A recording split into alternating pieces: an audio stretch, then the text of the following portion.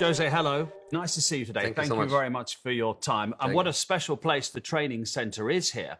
Let's start with the football. A very strong start to the season, second in the league, going well in the Europa League. You've been here almost a year. What's been your highlight of that almost year anniversary? I have to admit that even if it was for a couple of hours, to be top of the league was a great feeling. Gave us a touch of we can do something special this season. You really get that sense, do you, that something special is on the horizon? Yes, but I would say that every match is a fight, and in the top of that there are 5, 6, 7 clubs with incredible potential. So you can do very well, and even so, don't get there. The positive feeling is every match we want to win. Especially with the sort of form that Harry Kane is in. Of all the forwards that you've managed and coached, so obviously we're talking Drogba, Ronaldo, Eto'o, some serious talent that you've coached in those forward positions. Where does Harry Kane rank amongst those? Right there with them. And Harry is very young. So I don't want to imagine how far he can go, but he can. Can he go much further? Yeah, he can, especially if the team goes. Because there is a direct relation between the individual and the team. Let's talk about leaders, Jose. How do you go about identifying leaders? I think I don't identify. I think they show me who they are. And there are many different ways of being a leader in a football team. You can be the leader by example. You can be the leader because everything you do to be a top player. You can be the real leader in the dressing room, even if you are not a top player, but by your personality, you are a guy capable to bring people together. There is also the tactical leader, which is the guy that even if he isn't a phenomenal player, but on the pitch he can help to be an extension of the coach. A good team, a top team, needs all of that. How has your managerial style had to evolve and adapt to deal with the modern player? The modern player is a consequence of a modern world. Everything changed. One of the things that I find a little bit out of context is when some pundit says, for example, if it was in my time, this wouldn't happen. But it's not that time anymore.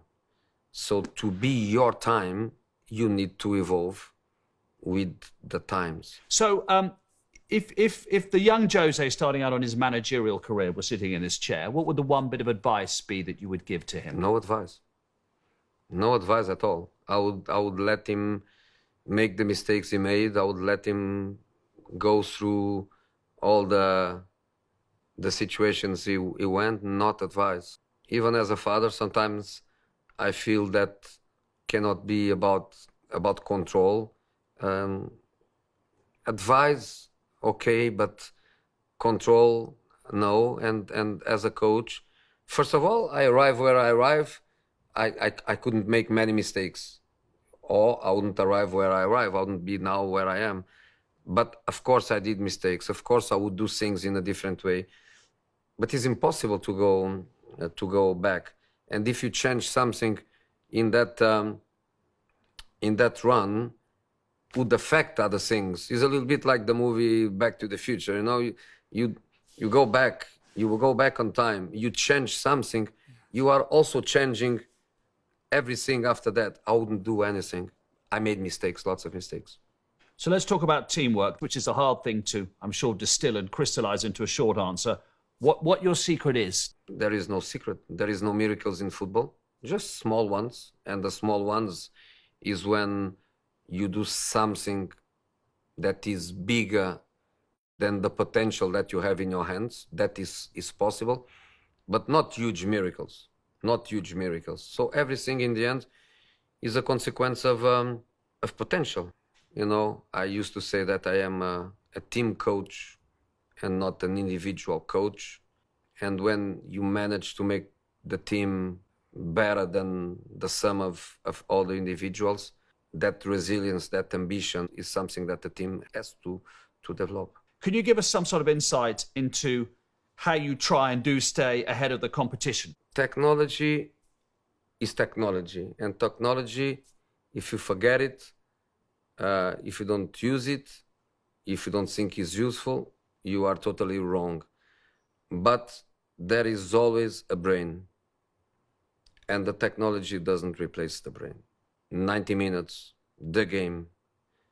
You have assistants, you have analysts, you have communication, you have data, you have data on real time, you have halftime video clips that during the game, through our contact with IT and analysts, we can be ready for the players. But decisions are made by one.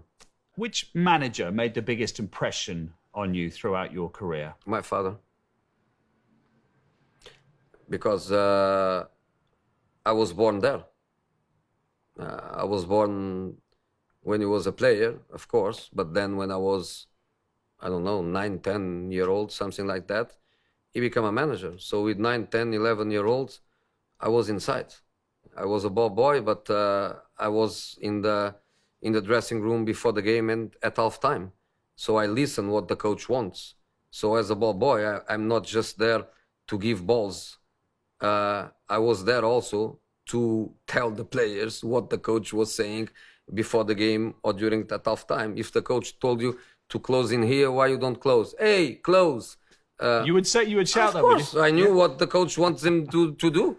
So the world was open for me there, and I grew up in this world. So let's talk about a car. It's not about football. It's about the Audi Q8 that you drive. How much importance do you put on the technology and innovation of that car?